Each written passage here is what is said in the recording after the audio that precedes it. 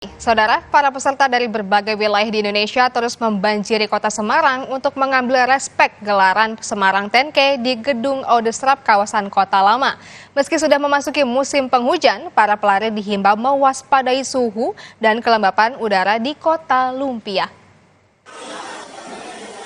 Para pelari dari luar kota mulai berdatangan mengambil respek sebab mereka memanfaatkan libur akhir pekan. Diperkirakan sekitar 60% pelari peserta Semarang 10K yang mengambil respek di hari Sabtu. Para pelari diminta segera beradaptasi dengan suhu di kota Semarang dengan berkeliling. Para peserta diminta mempersiapkan fisik dan yang terpenting tidak lupa memperhatikan suhu dan kelembapan udara kota Semarang yang di atas rata-rata kota lainnya.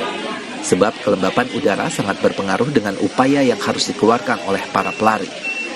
Kemungkinan besok akan cerah, tapi pagi mungkin suhunya akan relatif lebih rendah. Tapi yang harus diperhatikan benar-benar adalah masalah kelembapan. Jadi nanti faktor suhu dan kelembapan itu kita bisa mengetahui berapa WBGT yang memang ada sih. Sehingga kita berharap besok juga WBGT-nya juga di kondisi normal, hijau ataupun kuning sih.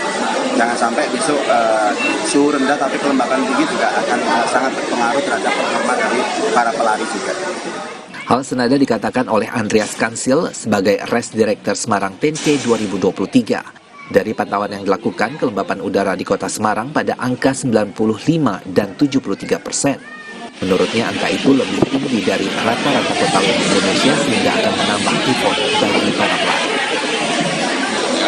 Mungkin dengan menggunakan water station, ambil air, isotonik, dan semuanya untuk membantu meninggikan suhu tubuh karena kelembapan udara tinggi itu pasti suhu tubuh kita lebih cepat naiknya.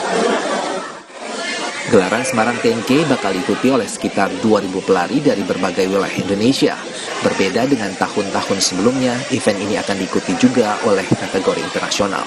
Parahayuda Febrianto, Kompas TV, Semarang, Jawa Tengah.